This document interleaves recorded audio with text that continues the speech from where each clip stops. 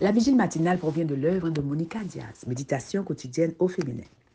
La méditation de ce matin, aujourd'hui, 24 juillet 2024, est tirée de Hébreux 10, verset 25.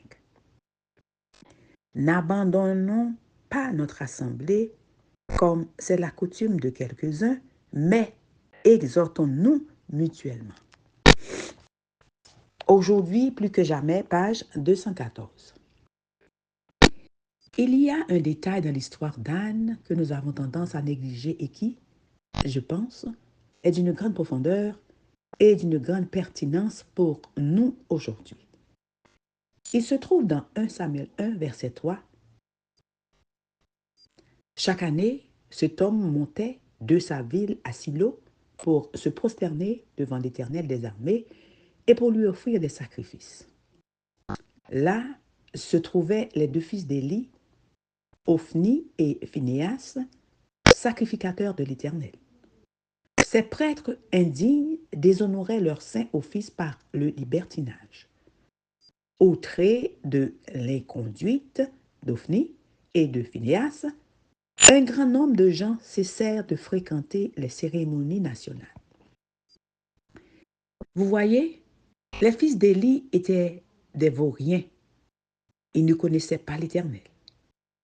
Ils avaient monté un racket dont le peuple était conscient, si bien que beaucoup avaient cessé de monter au temple pour adorer Dieu. Beaucoup, mais pas Anne. Dans ce contexte de décadence spirituelle, Anne nous est présentée comme une femme dont l'engagement envers le Seigneur, dont les habitudes d'adoration et de prière étaient ancrées dans quelque chose de bien plus solide que le comportement des chefs religieux de l'époque. Anne brille comme un rayon de lumière qui, au milieu d'un contexte religieux froid, corrompu et cynique, a donné l'exemple d'un véritable engagement spirituel envers Dieu. Elle était aussi, à juste titre, une épouse fidèle et une mère dévouée.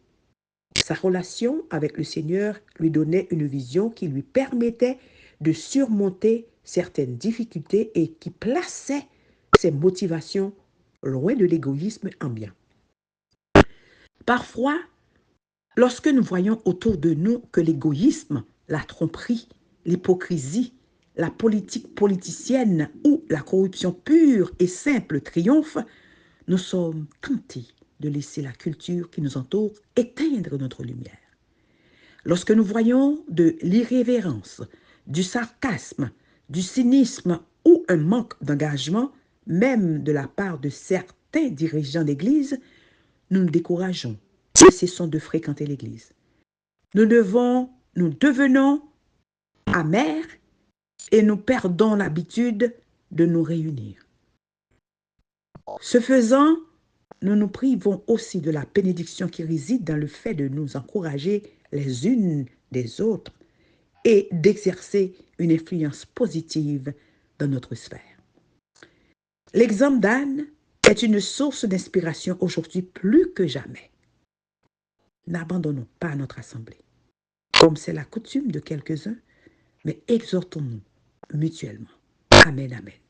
Aujourd'hui plus que jamais. Que Dieu vous bénisse. Bonne journée.